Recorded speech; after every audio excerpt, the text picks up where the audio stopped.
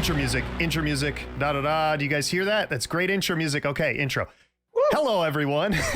My name is Aaron, and welcome to another episode of Save It for the Cast. Today, we have two very special gentlemen on, the same two that have made their initial appearance on this podcast on the pilot episode.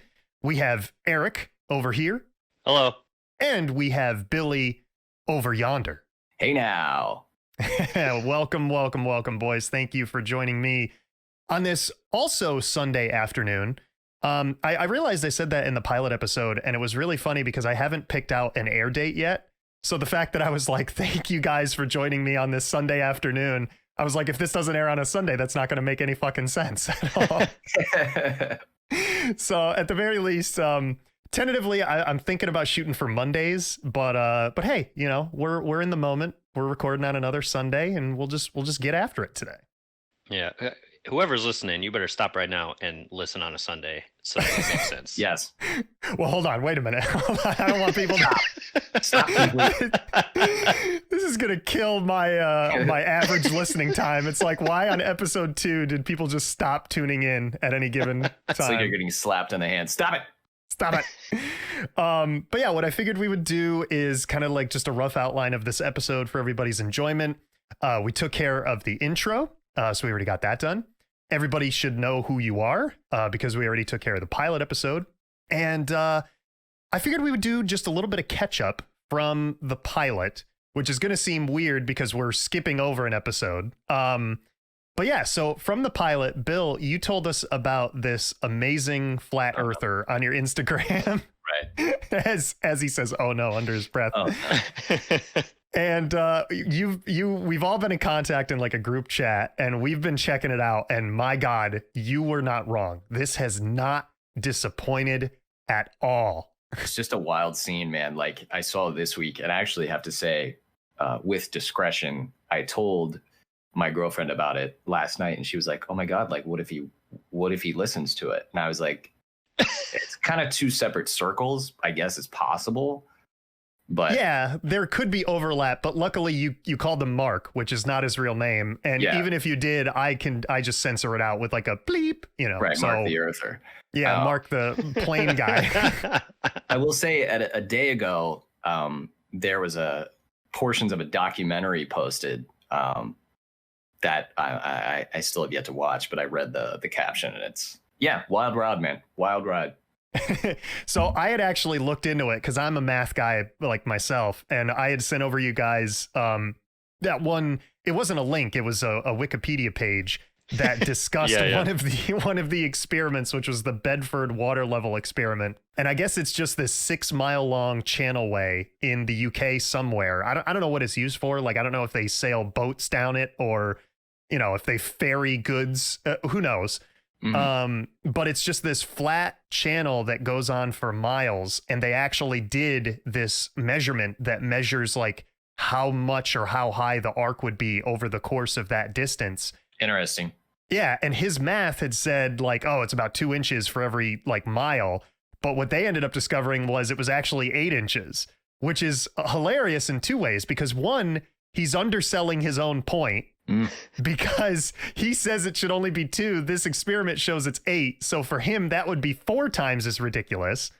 I don't really even understand this, first off. So, like, yes, he's doing math to prove that the water is going to be like bulging at its like center point. Essentially. Is that what he's saying? Yeah. So I guess what he's saying is like, if the math is correct, then there has to be a high point and a lower points, I guess.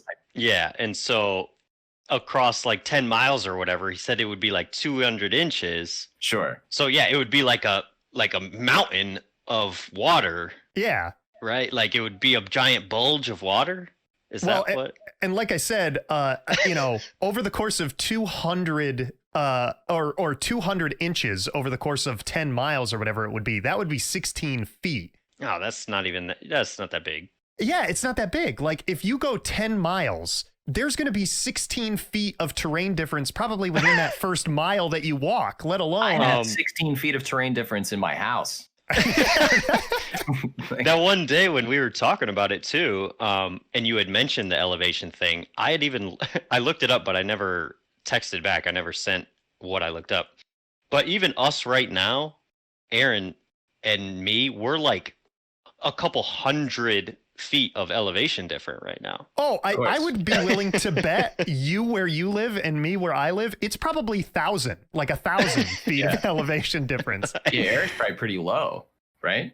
Yeah, like, I mean, there are spots down in, Louisiana where they're below sea level. And, Eric lives kind of in like the southeastern portion of the country. And, Bill, you're like on the East Coast, but like in the middle. And then I'm north of that.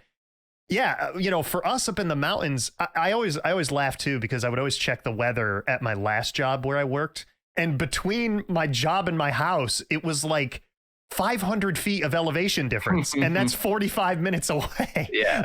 Like, it was crazy. Yeah, I just don't get how it's not even it's so definite. Yeah. And, all of his math and figures, like I said, I'm sure whatever he's doing, it's obviously wrong values, but I'm sure his calculations are at least correct in some theory or some circle. But it's just funny to me because it's gotta be. He, like, all of his calculations are just picturing that we live like on a smooth ball, like a smooth ball just floating through space, which is exactly wrong. That's pretty much what, it doesn't take into any consideration of that stuff. It's like in physics when you're doing physics problems and you're always like, oh, well, there's no friction and there's no wind resistance and all that stuff. You just are pretending it's a perfect like environment.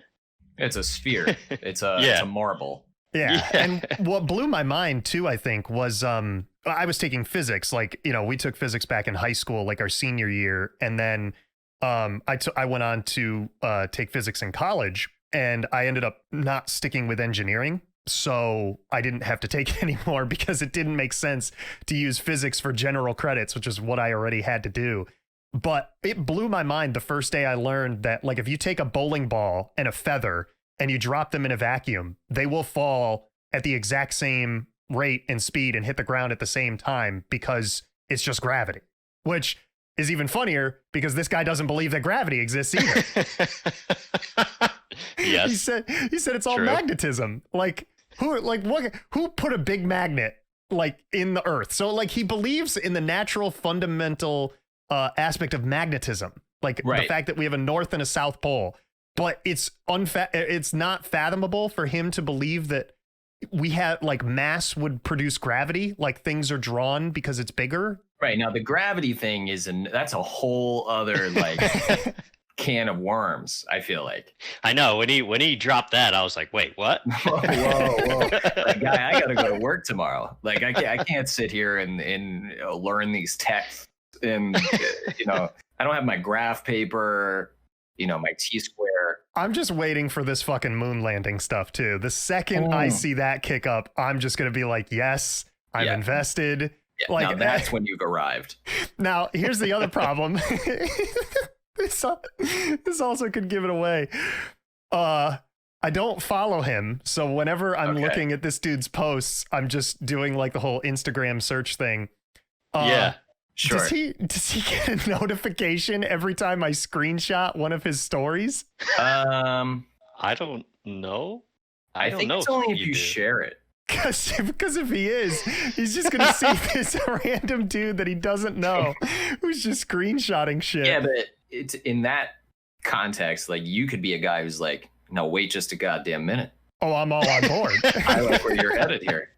Yeah. Because at the very least, like I said, I don't know how the media share is going to work with this podcast. I think for the initial aspect of what I'm going to do is everything that we talk about that requires some type of picture element that's available, I'll post it whenever I make the post on Twitter or Facebook or Instagram or whatever. Right. So if I'm able to like, take these pictures and then edit out so like people can't see his username, if there's any sort of distinguishing factors like a tattoo or whatever, like that would get cropped or blurred or whatever. So this dude's identity would remain anonymous. Like nobody would know who he is or whatever. But like, I at least wanted to post one of these pictures just on the social media post or like in the YouTube video, like the video portion of the podcast, because it's just going to be an audio visualizer, our voices, and then, you know, random pictures and stuff on screen. But yeah. So we'll get that details ironed out. If I can't make it work, I won't. It's not my, you know. No, I'm assuming you could probably screen grab it. It's not. I don't think that gives a notification. Yeah, I just thought it was funny because I'm like, here I am, just a random dude taking pictures, and he would be like, "Who the fuck is this guy?" Who is this guy? Seems kind of sus. He does. He does. He's you know, I caught him in Reactor with a dead body. Right. Among Us reference for those of you that don't play video games. So I mean, his videos, those videos that he posts, they honestly do get like a couple hundred views. So you're just like another person viewing it. I don't really think it's anything mentionable where he would notice. No. You're just another view, I guess. And honestly, if you're willing to put it out there, let's be honest, you know.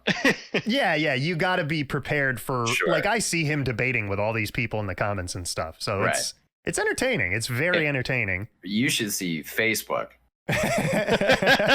Oh no. Because Facebook, like, you get all the different age, you know how Facebook is now. Like, you know, a political debate, somebody will post something and then like so-and-so's mom will start arguing with somebody's son because you have those two, you know, those two age ranges. So I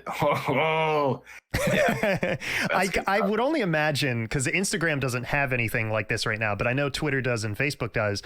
I would love to see like his stuff get like repeatedly flagged with like, hey, this has been independently fact checked and this is wrong. Like, I wonder, has any of that appeared on there too or no? I don't know. I haven't seen that, but I mean, you know, there's only one way down that road. You know, eventually that's what's coming. Yeah, it's entirely possible, according to, you know, another podcast. And then your whole medium is lost.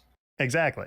So I figured what we could do now is we can move on to the actual topic of the episode. We ended up going like 12 minutes or so on the events of the pilot, but I love it. It's great discussion. It's good content. It's good times.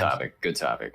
So the premise behind today's episode, for those of you that aren't aware or have forgotten, GameStop is heavily featured in the news today. It's going on with the whole Wall Street bets subreddit and what's going on with hedge funds and Robinhood and all this sort of trading. And it's basically Investomania. It's like the WrestleMania of the investing world is happening right now as we speak. Sure. And this is in the elbows of it. We're in deep right now. Oh yeah.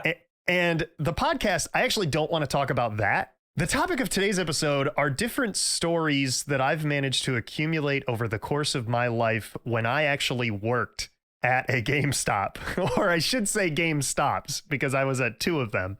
I figured we have some good stories, and then we can even parlay it into something that I actually, you know about each of you. And I wasn't sure if you have any stories about that. So it'll be a little bit of me putting you on the spot, but don't worry, if I'll cut it out if you don't have anything ready to go or whatever. I do have a good GameStop story actually. But that's good. There we go. Yeah. So it'll go. But I figured I'd start off with the dooziest one. I'm pretty sure both of you already know this, so this won't come as a surprise to either of you. But one night I was working late with my manager, and I was working, I think it was like a shift from 6 to 9. It was just a 3-hour shift, little piddly shift, nothing fancy or whatever. And the store was dead. It was like just before 8 o'clock. We had a little more than an hour to go. And the GameStop that I used to work in had it was a pretty convoluted parking lot. Like you would pull in and you'd have to like take a quick right, and then you'd go around like a left bend, and then you would take a quick right. And then there were other stores in the parking lot too. So it was just like a car sardine sandwich. Like cars were just jammed into this, you know, sandwich or sardine container. I realized I went with a terrible metaphor and then had nowhere to go with it, or simile, whatever that is. But anyway, you could see when cars were going to pull up to us, you could kind of see headlights coming. Like you could see the headlights reflecting off of the pavement. So I was behind the counter, standing, I should mention, because we weren't allowed to sit. And my manager was on the other side of the counter, and he was facing me, and I was facing him, and I could kind of see like outside the front of the store too. So all of a sudden I see these headlights coming, and I'm like, oh, great. Like, here we go. We got to interrupt our conversation. We got customers coming in. Yeah, like, yeah. You know, put on the game face, so to speak. And all of a sudden, you would kind of see some reckless people come into the parking lot occasionally. Like they're coming in hot to this parking spot, like, you know, way faster than you probably should go into a parking spot. But they always stopped. So for me, it was never like a big deal until tonight when I see this car just gunning it into a parking spot, and it jumps the curb. And it crashes into the building next to us. Like we're all a part of the same building. Like it was just us and it was a dental business. But the car crashes into the front door of this dental business. Yeah, that's not it. And it was wild. It sounded like a bomb went off in the store. It was just boom, and everything kind of rattled for like a quick second. And then my boss, because like I said, he was looking at me and looking towards like the back shelf of the store and stuff. And he was like, what the hell was that? And I said, I'm pretty sure a car just drove into the store. Sure. So we go I go from behind the counter. We both run towards the front door. And as we get to the front door, we see this Jeep driving away. Like it's backing out of this spot and it's just pulling away. And I was like, I got to get the license plate. So I looked at the license plate, I memorized it, and I ran back to the cash wrap and I wrote it down on a piece of receipt tape, like, you know, the receipt printer tape. And then he goes, and I start calling 911, and my boss, Mike, goes, oh, well, it looks like they're stopping. And I was like, oh, okay, that's good. So I was on the phone. I was on the phone with the police with 911, and I said, a car just drove into our building. Like, send help. Like, we need help now. And I said they were driving away, but it looks like they stopped. So I gave him the license plate number. And apparently in the time it took me to get back to the register, write this license plate down, and call 911 and get patched through, other businesses in our parking lot had called already. So they were like, oh yeah, that's that parking lot. Like, we're on our way. Don't worry. Right, 'cause somebody had rammed into a building. Someone really wanted dental work this late at night. Well, I think that they were coming to come to us, because this dental office had probably been closed for like, I would say 2 hours at this point. Like they would close around 6. And this was, like I said, a couple hours later, 8. Right, at that point, you're not getting a root canal. Right? No, definitely not. I mean, it could have been an emergency. They really needed some work done. If you are getting a root canal, it's going to be from Frank, the homeless guy in the back alley. Like, it's not going to be, it's not going to be from a licensed dentist that worked for this establishment. Right, the castaway method. But yeah, so the cops just showed up, and they kind of quarantined like the crash zone. In retrospect, it would have been nice to see if they could have brought along like a building manager to know if like there was any structural integrity damage done. But you know, you pick your battles where you can get them. So it was weird because we were kind of like in this pseudo crime scene for the rest of the night, and people were just standing around in the parking lot. You know, like they brewed up cups of hot cocoa and they had blankets around their shoulders, and they were like, "Oh, what's going on here?" So yeah, we just stood in the store for like another hour or so. I think they interviewed my manager and I, but my interview was basically like, you saw the car drive into the building, and I was like, yep. And then they're like, case closed. We got him. So, that was pretty much my interview. And it was weird though. Like that, I would say that's probably the only time I've ever been a part of like an active crime scene, but it was interesting to say the least. That's pretty wild, actually. Yeah. I took a picture of it. I'll have to see if I can find it in my tomes of, you know, photos that I've saved over the years or whatever. But it was on, I think at the time I had a track phone still. So like the picture's really grainy. So you could tell it's a building, and you could tell there's broken glass, but it's not going to be like, you know, a 4K image from an iPhone or whatever. I've only ever made the call to 911 as like the first responding citizen. I think I've only done that once. Really? Anytime I've been in an accident, like somebody else calls for me, but no, okay. I was thinking, I think I was going to say I've only called 911 once.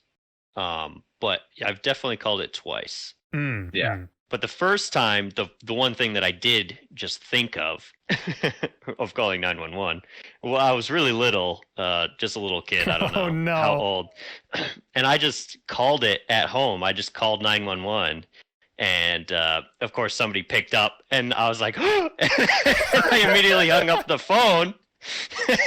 And then that was it. And then I don't know how much later, but sometime later, a cop showed up at my house and started knocking on the door. Wait, My parents really? opened it. And my parents opened it, and they were like, "Hey, yeah, we had a 911 call here."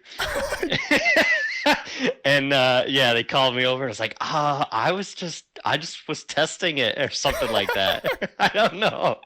I don't know why I didn't expect somebody to pick up, but yeah. I don't know. You were testing to see if your tax dollars were going in the right place as a kid. Wait, how old were you? I don't know. I was young, definitely. Okay. Well, I was going to say, I think we've all kind of had that itch at one point or another, but I don't think I ever followed through with it. So it's interesting to actually hear the perspective of somebody that actually followed through. Yeah.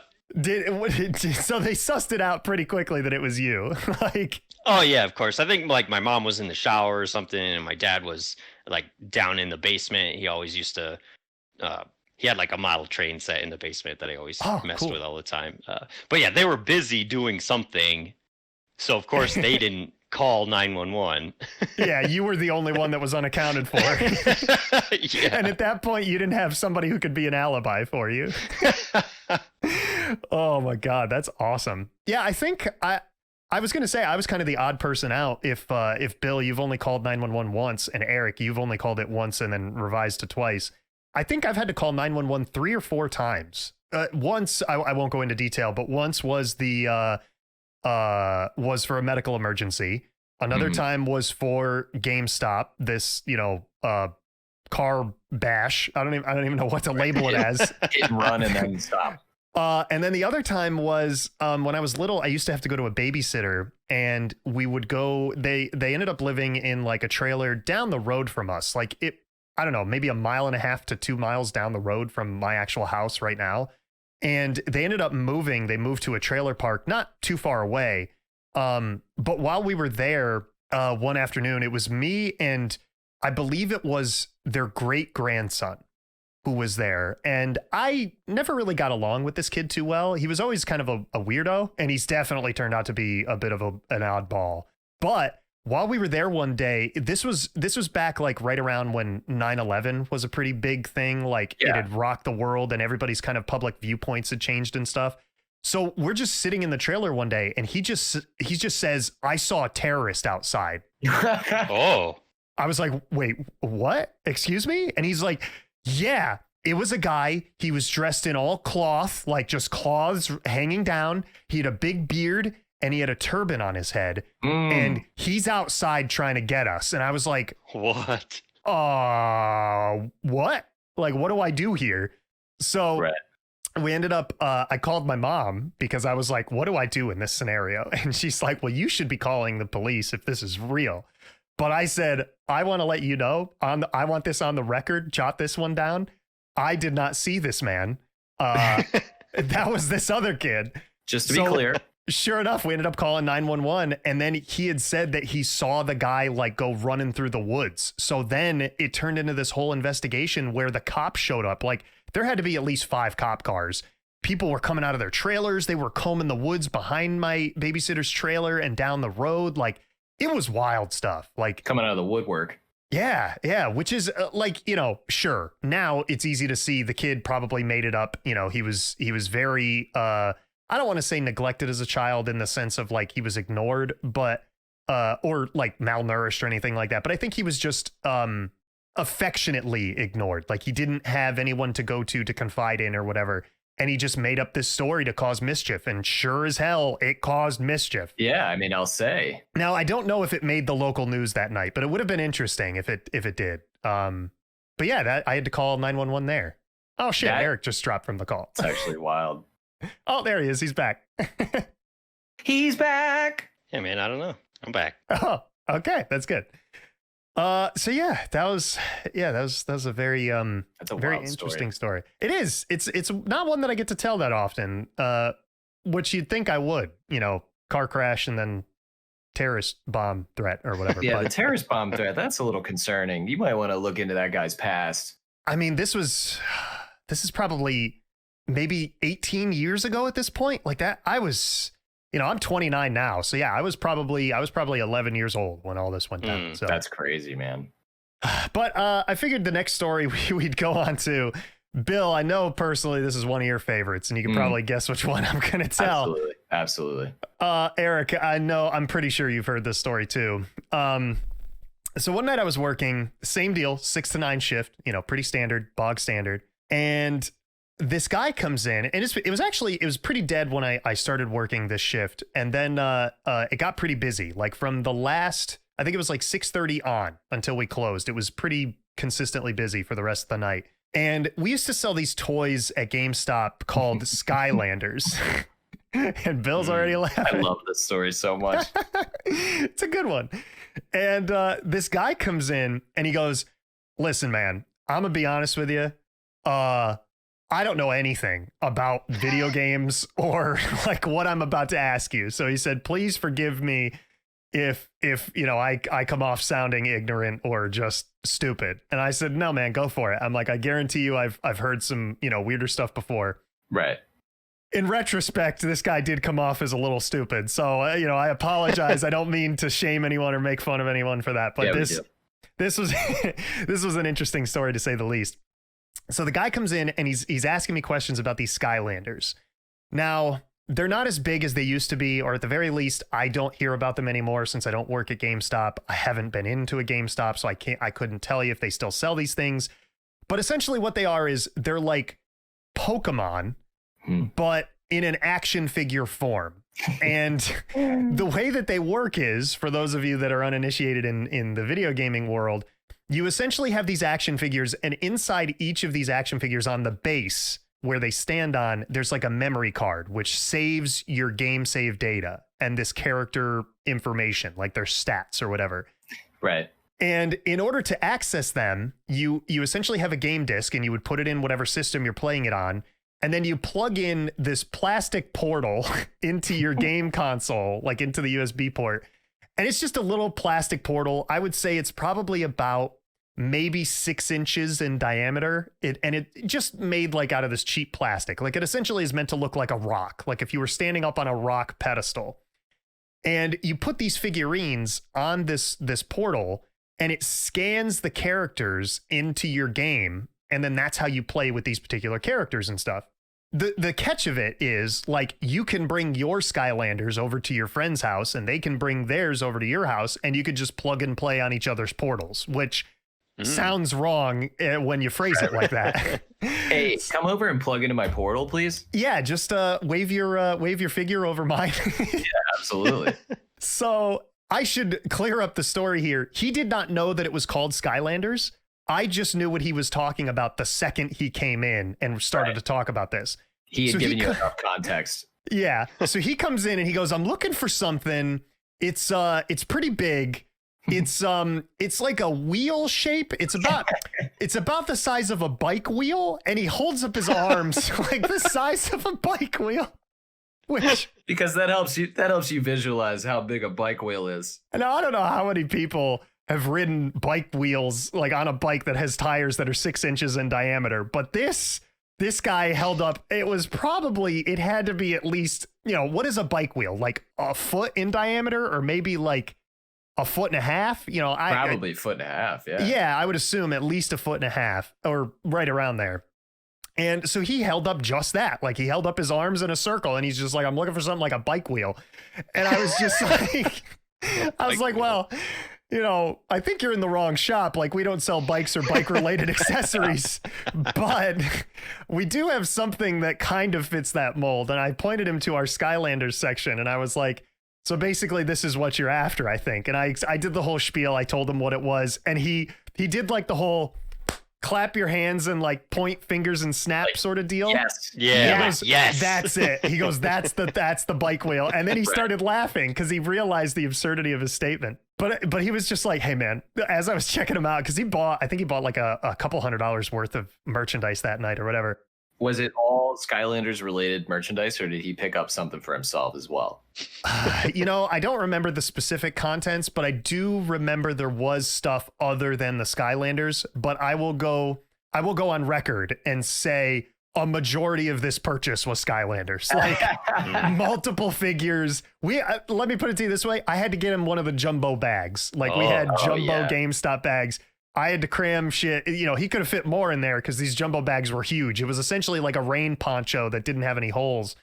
But he could have fit more. But he filled up a jumbo bag pretty heftily. I would say it was at least halfway full. I love that. But yeah, it was just interesting because obviously we grew up in the day and age where like Pokemon was a big deal and Yu-Gi-Oh was a big deal. So I get it. I get why kids are excited about this stuff. But I was never personally invested in Skylanders, so. He was also asking like follow-up questions like, hey, how does this work? And I was like, I don't know much more than just sticking the figure on the portal. Like that's about right. I'm like, I know this one's called like, Flame Soar or whatever the fuck it was called. I don't remember any Skylanders names, but not an expert. No, we did have a coworker who I don't know if he played it recreationally. I don't want to put that on him. Just in case he didn't. Maybe professionally, maybe. Oh, maybe. Yeah, the Skylanders esports scene. It was such a popular scene back in 2013, 2014. But yeah, he was the resident expert in the store, but unfortunately he was not working that night, so I just had no idea. But yeah, there's also been crazy stories. I won't go into too many crazy details because we're already, a half hour in, and I still had other stuff that I wanted to cover. So I'm quickly realizing that these GameStop horror stories or whatever are going to be, it's like going to be a multi-episode arc. Like it's going to go on for, multiple episodes of the podcast. But I was going to say, I like the idea of him. This is the part of that story that I've never been able to connect. The guy went in there looking for that. So it had been requested. Yeah. At some point by, I'm assuming, a child, right? Wouldn't you think after the guy gets the request for the item that you try to find it yourself, like on the internet? That way you know exactly what you're looking for. Because the conversation between the kid and the father had to be like, I don't even know what he would have said. It had to be so vague. His first thing was it's the size of a bike wheel. I need bike wheel game. Like there has to be some kind of reference of like a commercial or something. Because the son knew about it. And that's the thing. I think I've seen Skylanders commercials, but see, the problem is I was desensitized to it because they used to play them on loop for hours a day in GameStop. So, we just had that TV going nonstop and they would play Skylanders commercials on there. Like, get your new, I already said Flame Soar. Get your Ice Dawn from our limited exclusive web store. Like, I have no idea. I don't remember anything about them. The day that I quit, I purged that information from my mind. You didn't keep that around. It. Yeah. I mean, in retrospect, like, maybe it would have helped the storytelling a little bit if I had known more about Skylanders, but I don't think so. I feel like that was a good story, a good way to tell it. More than that, honestly. You helped him out. He got what he needed, so it all worked out. And I mean, he got his bike wheel. Yeah, he got the plastic bike wheel that would, it had spikes, and I think it lit up too when it was powered on. Oh. There were some really grateful customers that came into our store. He was definitely in that category of people who was like, thank you for not making fun of me and thank you for actually helping me. But then at the same time, we also had some characters. I feel like you kind of have to balance everything out, like the good with the bad. So I was originally going to tell another good story, but I'll save that for another one. And I'll tell you a bad story. I'll tell you a very bad story that I managed to avoid, and it was absolutely crazy. So for those of you that don't know, like I said, probably a very select few people would know this. I ended up working at 2 GameStop stores over the course of my tenure of working with this company. I started working at GameStop in October of 2010. And for that first month or so, I worked at my original store in which will be bleeped. But then the guy who hired me, my manager, Mike, was moving to the new store in and I was hired to be a part of his team. Like I was going to be store B, like new store team. And but I was still getting my training and stuff done at this original GameStop. So I had worked there for a week. And this was my 4th day that I was coming in. I had worked 3 days my first week. And then I should mention it was also a part-time gig. I was never full-time there. Some weeks I had to work full-time hours, but I was never full-time there. And so my second week began and I started working on day 4. Now, I had to come in at night. It was another nighttime shift. I'm pretty sure this one was like 5 to 9 or whatever, because the holidays, like leading up to Black Friday and Christmas, we always got more hours because it was always going to be busier. Sure. So I came in and I forget who I was working with. I think I was working with my boss, Mike, and I was working with somebody else. I don't remember who was there. Maybe it was either Joel or Jay, but I don't think it was Jay because the story involves Jay. But when I was working that night, they said, Aaron, you missed it. Earlier today was wild. It was the craziest thing that's ever happened to me in retail. And my boss, he had worked in retail for many years up to this point. I'm pretty sure. He's a retail guy. Yeah, I'm pretty sure it was over 10 years at this point he had been in retail. And for him to say this is the craziest thing that he's ever seen is pretty wild to me. And this is day 4 for me on the job, keep in mind. Sure. So anyway, I come in and they're like, you missed it. This was crazy. So apparently these 2 women had come in earlier. I don't know anything other than that. I just know that they were 2 women. They were 2 female people that walked into the store. I don't know ages. I don't know social economic groups. I have no idea. So the way that our old store was laid out was it was really long. Like it was in kind of like a strip mall area and it was not wide. It just went really deep into the mall. Yeah. And so we called it the long wall appropriately. But one woman came in and she was perusing the long wall. And I think she was in like the Wii section or whatever, like looking for Wii games or whatever. And then we'll call her woman A. Okay. Woman B was kind of patrolling the store. She was walking around. She walked down the long wall and then she got to the back and she kind of cut over and she was going up the middle and around some of our, gondolas or whatever. Not gondolas. What the fuck is the name for shelves that move in a store? Like the circular ones? Not really. They were essentially like a bookshelf on wheels. Now you have my interest. Yeah. I'll call them gondola shelves because I can't think of another name in the moment. All right. I'll have to do some shelf research and get back to you. But anyway, so she's perusing these gondolas and stuff. And all of a sudden, my coworkers say that she kind of has this look on her face and she walks past her comrade, whoever she's in the store with, and she just goes, I gotta leave. And then she just leaves. Okay. Now, I assume they had come into the store together, it's a very weird thing to just announce, hey, I have to leave and I'm leaving without you or whatever. I must go now.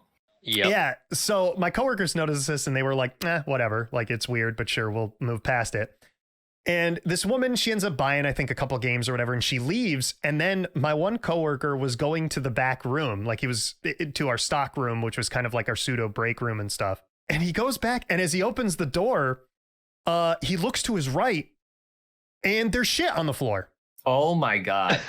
There's nuggets of shit on the floor, and you would have thought like, I can't describe the poop. Like I don't know the consistency or whatever. I wasn't there. I'm being told as this from a secondhand story, but it was almost, to my understanding of the description of the series of events, it almost seemed like someone let a rabbit in the store. Like there was just a trail of poop that was leading all around. Like it went down the long wall and then it went to the back. Really? It wasn't just in the back. It was through the whole store. Yeah, but what I think had happened was the majority of it was in the back of the store, and then she walked back up along the long wall because she understandably wanted to get as far away from the clientele as possible. As you will. And then she went to her friend who was perusing the long wall, like I said, and then she just left and didn't tell us, didn't do anything, like just... Once again, as you will. I don't want to shame.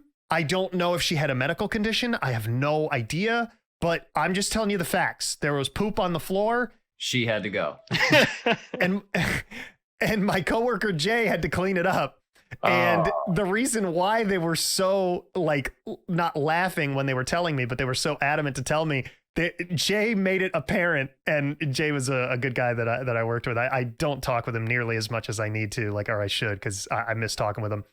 But Jay said, let it be known to Aaron, like, if he was here, he would have had to clean this up. Like, he was the low guy on the totem pole, not me. That's terrible. But because Jay was the low guy on the totem pole, he was the one that had to clean up this woman's feces in the store. Yeah, you dodged some bullets there.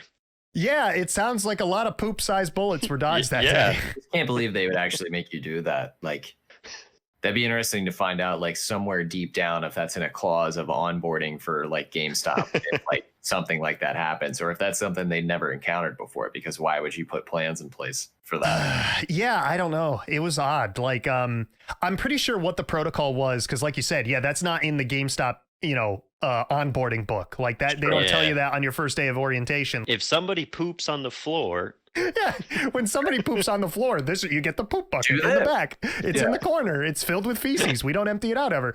Get the shit right. Pack it into a brick. Put it into the foundation. God, that was bad. But yeah, it was awful, and I dodged a bullet there. But yeah, so anyway, It's a good story. it is Terrible. So you guys have never, I don't think you've, how do I want to phrase this?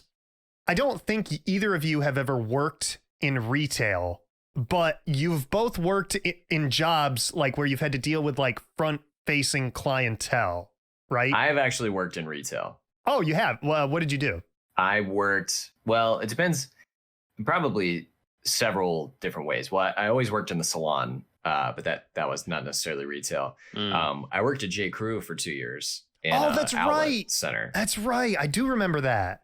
I mean, not the same as GameStop, but I mean, retail is retail. I mean, grueling hours, those fluorescent light bulbs that give you a headache. Yeah. Shitty soundtrack that you have to play over and over again, and then just hating and disdain for humanity. Did you ever have anyone poop in your store? I never had anybody poop in the store. that's good. But I've had some questionable scents come from like the fitting room area for sure. Oh yeah. Yeah. I did have something kind of close to. So the way this J. Crew was set up was it was a corner spot in the outlet, so it's a big storefront, and think about like a square, but like the doors were on one of the corners, so you kind of walk in, and then there's a point to your left and your right, and then there's a point straight in the door, and then around that back corner is where like the fitting rooms are, and then there's a door to go into like the huge stock room and so on and so forth. Mm-hmm. So as soon as you turn left, there's a cubby where like there's like a table kind of like lifted up to like chest height where you could fold some of the stuff that people are bringing back and not working for them, whatever. Mm-hmm. So I was back there, and I actually liked being back there because you don't really have to talk to anybody. I mean, you have to unlock the fitting rooms for people, but your involvement with them is pretty light. Yeah, that's it. So I'm folding clothes, whatever. And I think this J. Crew had 1, 2, 3, 4. I think it had 5 regular sized fitting rooms, and then there's a huge like handicap size one with like a big door, the whole 9 yards. Anyway, so I'm just trying to give you a feel for the size of this fitting area. I appreciate it. Ventilation. The doors go from ceiling to floor, and it's fucking insane on a Saturday. So I remember specifically this woman came back, and I gave her a fitting room. She was really nice. She was like a regular client of ours. So I was chit-chatting with her. And then there was a couple different family situations, like a father with a son. And then I think there was like a mother with like a stroller and a kid, and then, random people.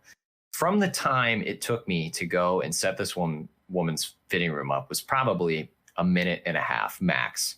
Got my key out. I unlocked the door. I hang up the clothes. Hey, hope you have a great rest of your day. Whatever.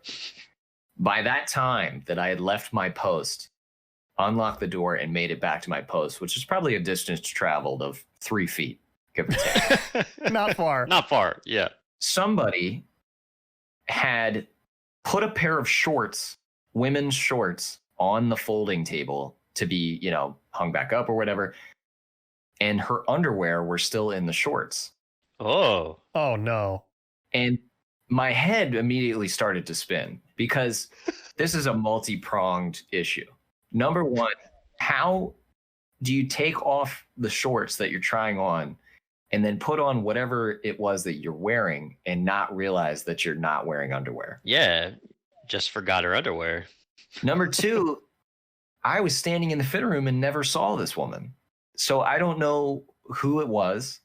All I know was it was a larger sized thong No. of dark color. And this was like, I didn't know what to do. I just was staring at it. And like people were walking in and out of the fitting room and I look like I've seen a ghost because I'm just staring at this woman's underwear on the folding table. But wait, you didn't know who they belonged to at all? No. From the time that I had set that woman's fitting room up and made it back, this gift had been presented to me. No, but do you know what? They're the ghost panties. It's the ghost thong of J. Crew. I froze. I didn't know what to do. I was staring at them. I was like, I don't really want to touch them, but like if I could probably shimmy them towards the trash can. Grab a stick. Sure. I mean, yeah, you should have just picked them up and be like, hey, anybody forget their panties? Whose is this? Yo, who did this? Who's going commando at the J. Crew today? Whose draws are off? And I remember because like this was, I don't know if you had this at J. Crew, but on a Saturday for this biggest store, we probably had 10 to 11 staff on hand. So we had like the radios and the earpiece. Oh yeah, I was thinking that like you probably radioed in right away, like and you want to be discreet, I can't just be like, there's a thong back here. I don't know what to do with it. So I remember just like I kind of shoved them behind a pile of clothes because it was busy. I didn't have the time to deal with it. And like people were coming and going. I finally got to the point where there was like one family in a fitting room and I could tell the situation. They were changing a diaper and that, it was like, and I pulled out my little microphone and I said, my manager's name was, I hate her. She was a bitch. I have a minor situation back here in the fitting room. What was that? She's like, why are you whispering? I have a minor situation in the fitting room. I really need your assistance. I kind of usher the last family out and comes back. And I said, what do we do with this? Help. She said, well, she kind of like looked at me, kind of did like the dog thing where like they tilt their head when they're confused. Yeah. And I just said, well, we got to throw the shorts out, right? So we put the shorts in like the discarded clothes or like the damaged bin. And we just basically, held the bottom of the shorts and just like dumped them in the trash can. And I took out the trash and we never spoke of it again. But I'll never forget like my confusion of like who was it? Where did they come from? And how do you go to an outlet center, try on shorts, take off the shorts and not realize that you're completely bare ass? Yeah. And that was you should have went on like a what is that, Cinderella, where like they're trying on the shoes? It fits, yeah. I need everybody to form a line at this cash wrap and try on this medium large to large thong, please. Please. That is great. That is so priceless. But when I saw that, my immediate thought was like, these have to be soiled, right? Yeah, that was, yeah. Because I get that. Like, let's say, you're in the fitting room, it's a long day, you're probably eating some fast food or whatever. Maybe you have maybe you have a little dribble. And you have, your logical option was, all right, I'm going to dump these off. But everybody knows there's a trash can there. So like you could very easily, just like ball them up and toss. But they weren't soiled, at least from what I could tell. There was no lingering odor or anything. But yeah, that haunts me to this day. See, no, like I have two questions about that. One, were they soiled? So that was the first question, done and answered. Yeah. They were not. But two, how do I phrase this without sounding like a weirdo? Please. I don't know the force with which that person has to be removing their pants and or underwear, like the confidence Like they got deep hooks in and they're just going like, everything's down now. Like, it's like you're being sucked out of an airlock. Yeah. Like, where they vacuum pulled, like, was this like a, like, the I air was equated it to like jumping out of a pool and like your swim shorts aren't on tight, like the suction of the shorts to come off, which has happened to me too. However, I just, wild. Wild. And then I remember coming out in the store and like just kind of looking around like, it's one of you. Yeah, that look, in that 3 feet, you're like, you were walking in slow motion, like, who the fuck did this? And I walked out into the store and I was like, somebody's got their ass out in here. You should have gotten on the walkie and you should have been like, well, like maybe not on the walkie, over the loudspeaker, and been like, attention shoppers of J. Crew, we found a pair of medium to large black panties on the changing room table. Please claim your panties at the front counter. Thank you. Literally that. Well, the other reason why I also wanted to bring it up was because, Eric, I don't think you've worked in retail, but I know for a fact you've worked in a grocery store. Yeah, I worked in a grocery store in a produce section for about a year. Yeah.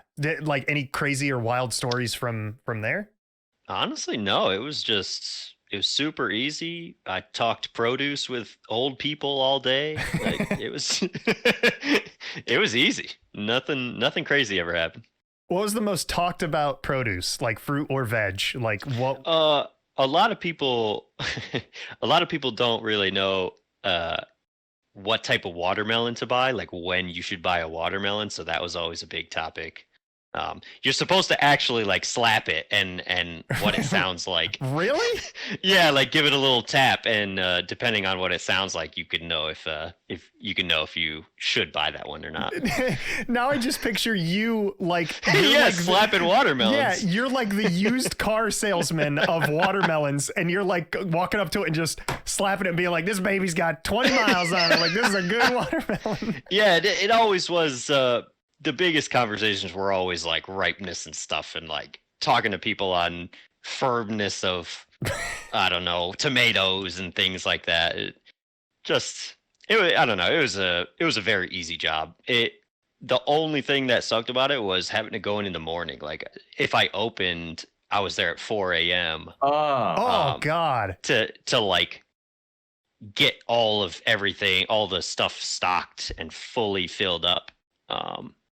From the day before, because the nice thing about it was the produce section, the store didn't, but the produce section closed at like 7 or 8 or something like that. Oh, that's nice. So yeah, if I was closing, I was out really early. Yeah. But then that leaves that whole rest of like couple hours that the store is open for things to just get picked over. So yeah, in the morning is when you had to fill it all back up. But besides that, yeah, it was a very easy job. I actually had a friend at one point. We're not really super in close contact today, but I won't also say their name. Let's just call them Margaret. Mark the Flat Earther. yeah, Margaret. Oh yeah, well actually it was a girl, but it's kind of funnier if I say Mark, because then it's just all of the names on this podcast of people that we're trying to censor their names or Mark. Yeah. So Markina, or Mark as we call her for short, once asked me a question. She said, "So like you have a friend that like works at a grocery store, right?" And I was like, "Yeah." And it was Chris, by the way, for those of you that don't know. Price Chopper. Exactly. Yeah. Pete Shops. And she goes, "So like, what do they do with all the like produce there? Like, do they put it away at night?" And I was like, "Excuse me?" And she goes, "Well, yeah, like they just can't leave it sitting there, right?" And I was like, "No, it pretty much sits there. Like they don't want to disturb it. You don't, the last thing you want to do is wake up a plum. Like you don't want a plum waking up on the wrong side of the bed before it gets sold to the customers." But then I thought to myself, I was like, it has to be a meme, right? Like she's not actually thinking like they have to unstock the whole store, like, and then they put it back like every single day. Away. But I don't know. Still to this day, don't know. Have no clue. I mean, that is pretty wild. Everything definitely stays out. We don't put things away. One thing though, I don't know how popular, common this is for other stores. I have no idea since I've only worked at one. But we did put the potatoes to sleep every night. Okay, tell me more. I'm in. You have my And attention. You need to elaborate. I mean that by we just had these like burlap sacks, and you just had to cover them before you left. It was just one of the closing things. But yeah, And we always said it could. Why the potatoes? I guess like the lights had something to do. It would just like kind of affect them since they were sitting there, Interesting. not being disturbed for however long that was going to be, like 12 hours or whatever, right? Yeah. So I don't know. We just covered them with burlap sacks, and yeah. So we always said we put the potatoes to bed. That does make sense, because isn't it true? Like you could just leave a potato out and like it'll start to grow, like it'll sprout like a new thing just from the potato. Yeah. So I wonder if that's probably why it. Interesting. Yeah. But no other produce you have to cover? No, nothing else. Just the potatoes. You don't have to take like the green peppers to the spa or anything, or No. I will say this, as a man who likes his potatoes, like I like my fries Frenched, and my I like that was a weird way to say that, and I like my potatoes nice and hearty. I appreciate you guys taking such good care and making sure they got their nice 12 hours. I had no idea. Yeah, of course. And then do you wake them back up? Do you say like good morning when? Yeah, I mean, usually, we'd always have some nice music playing in the morning. Hey, Some how you doing? How's your jazz? Hi. You got to talk to these things so they are able to just grow well and sprout well. Yeah. That is fascinating, to say the very least. I supported Hannaford before. I'm going to support them even more now, knowing that their employees take such good care.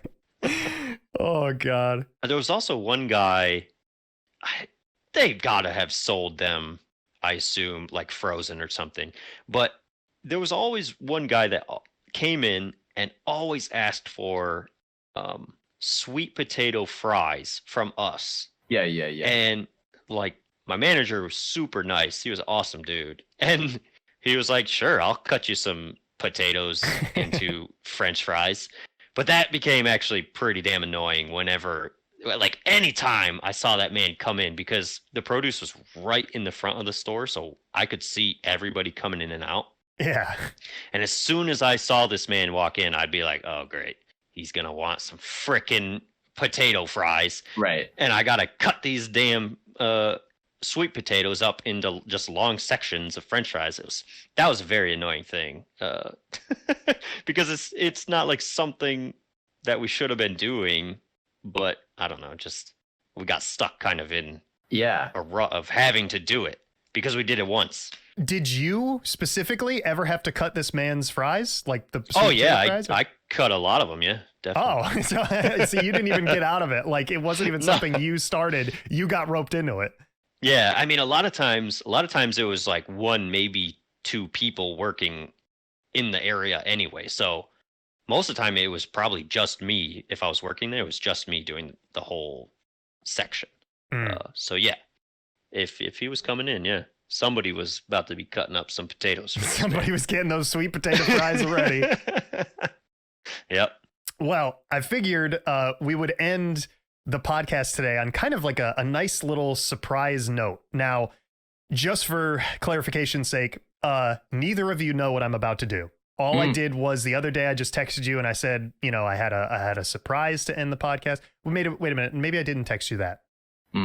I don't recall, but sure. Anyway, we're going to end the podcast with a bit of a surprise today. You guys have no clue what the fuck is going on. So let's just preface the story. It isn't a story. This is actually like a question and response portion of the cast today.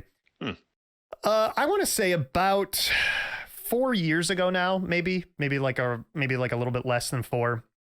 I bought something on the internet, and I bought it in hopes of using it for a YouTube video, and it never happened. I never figured out a way to use it properly for a video.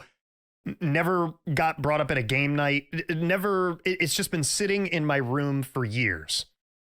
So I figured with the creation of this podcast and with the conversations with my friends, I would bring up these hypothetical situations to you guys to see how you would either A, react, and B, answer. Okay. But the thing itself, just in case anybody is curious, hopefully, people who are going to be on this podcast and you guys won't actually look up what they are once I tell you what it is. So you're not going to be spoiled for the future. But this is called Chuck Klosterman's Hypotheticals. 50 questions for insane conversations. And just in case anybody knows his work or wants to hear more of him after you hear these questions, he is also the author of Eating the Dinosaur and Sex, Drugs, and Cocoa Puffs. So yeah, I'm going to ask you guys a couple of hypothetical questions, and we'll see how you answer. Let's go, Dad. Question number 1. This one's a good one. Normally, I'm going to do one an episode, but I figured today it's the first time. I'll give you boys 2 because they're both really funny, and I really want to know what your answers are for both of these. Question number 1, or scenario number 1, more appropriately. You come home from an afternoon of shopping, expecting your residence to be empty. However, upon entering your front door, you immediately sense that something is strange. The entire place smells like marijuana and roses. There is a briefcase sitting in the middle of your living room floor, filled with diamonds and Christmas cookies. Whoa. You can hear the shower running, and when you open the door to the bathroom, you realize that the man using the shower is basketball legend Shaquille O'Neal. A naked Shaq peers at you from behind the shower curtain and smiles enthusiastically, but says nothing. He then returns to washing himself. When you ask O'Neal what he is doing in your home, he simply says, "I don't remember." Oh, no. The question for both of you gentlemen is, do you call the police? Okay. I don't think I would call the police because it's Shaq. Yeah. You feel safe with Shaq. I don't know. I guess so. If it was just some random dude, maybe. But I guess maybe because he's like a celebrity type person. Sure. Yeah. So you're saying the celebrity status helps his case. Like it's yeah, not maybe. Gonna, yeah. I would just be like, okay, Shaq, well, keep washing yourself. And we'll talk later. We'll talk when you're done. Downstairs. Or something like that. Yeah. Interesting. So just for clarification and to tie it up with a bow for your answer, Eric, you would not increase your 911 call record for Shaq in your shower. No, I would not. I don't think I would. Bill, the floor is yours. I would have to agree. I mean, he's posing no general threat. I mean, he offered up a smile, which is something. I'd probably say, finish up. I'm going to go grab a beer if you want one. And yeah. Yeah, we can have a discussion once you're done and dressed again. What do you remember? No, it's interesting that you bring up because he smiled, because I just think of that one meme, like where he's kind of does like that little shoulder shake and he kind of like looks at the camera, and then like people always pair it up with that cat that's like wiggling too. So yeah, I just kind of picture him doing that little wiggle as he's looking at you from the shower, and he's like, I don't mind. Yeah. I'm unbothered by him. He's like, "My name is Shaquille O'Neal. I do not know how I ended up here in your shower." Right. That was not a good Shaq impression. Let's move on. Okay, so the second question for you gentlemen, or scenario. This one is just called Super Gorilla. Genetic engineers at Johns Hopkins University announced that they have developed a so-called super gorilla. Though the animal cannot speak, it has a sign language lexicon of more than 12,000 words, an IQ of nearly 85, and most notably, a vague sense of self-awareness. Okay. Oddly, the creature, who weighs 700 pounds, becomes fascinated by football. The gorilla aspires to play the game at its highest level and quickly develops the rudimentary skills of a defensive end. Wow, okay. ESPN analyst Tom Jackson speculates that this gorilla would be borderline unblockable, and that's in quotes, and would likely average 6 sacks per game, although Jackson concedes that the beast might be susceptible to counters and misdirection plays. They really specified this. Meanwhile, the gorilla has made it clear that he would never intentionally injure any opponent. Okay.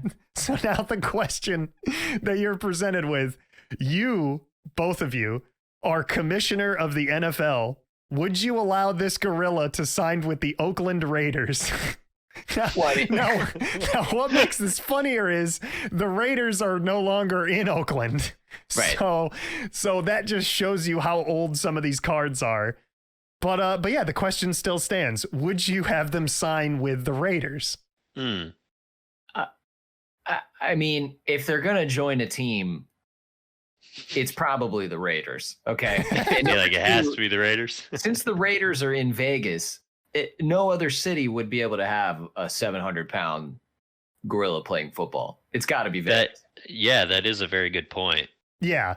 Well, and I mean, also some teams are also stereocast. Like, obviously the Miami Dolphins, it would be weird if a gorilla is playing for the Dolphins. Like, sure, both mammals, but, other than that, they don't have much in common. So yeah, like Raiders, I feel like a raider has a lot of different terms, like someone who raids.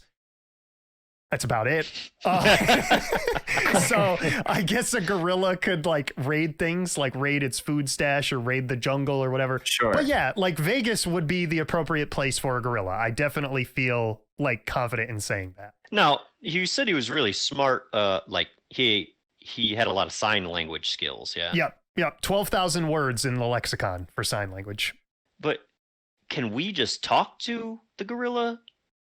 Or do we also have to sign to he only has an IQ of 85. I don't have a comparison for what an 85 AQ is. Yeah. So I will say you have to communicate in sign language, but he does understand different, like he understands like nods, like yes, no, hello, like a wave. Yeah, he'll understand what simple commands are from gestures. Otherwise, it's all sign language. Right.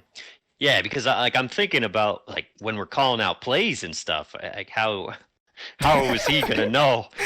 How's he gonna know what plays? Right. I feel like he's just gonna be running straight fucking forward. No, I'm just picturing a 700-pound gorilla in a huddle with football players. Right.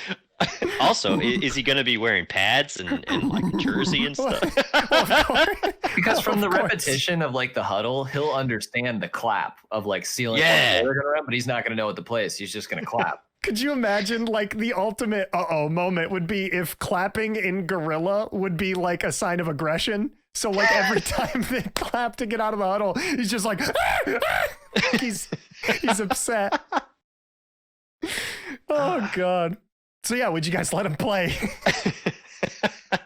I think we could probably let a gorilla play. Yeah, it's fine with me. Yeah, it would be a great spectacle. The first team to have a gorilla, a live gorilla. It'd be pretty cool. Yeah, I appreciate those answers. Just in case anybody's wondering my opinions, no, I would not call the police on Shaq. Absolutely, I would love to see a gorilla in the NFL. Right? Yeah, yeah. So we're aligned. We're aligned. Yeah, I think so. Well, gentlemen, I feel like that is a fantastic stopping point for this episode. This has been something else. It's been extremely enjoyable. Absolutely. Yeah, it was a good time. I'd like to thank all the viewers if you made it this far in I guess this is episode number 2 of Save It for the Cast. And I would also like to thank my very wonderful guests for joining me today. We have Billy over here in the one corner. Farewell, drink beer.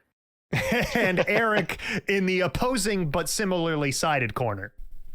Yes, thank you. I don't have any witty things to say. That's fine. We can write them down and chalk them up for future episodes. But yeah, last time I did a piss poor job ending the last podcast. So if you are interested in checking out any more episodes or any of the social media aspects of this podcast, feel free to look us up on Twitter or Instagram or Facebook.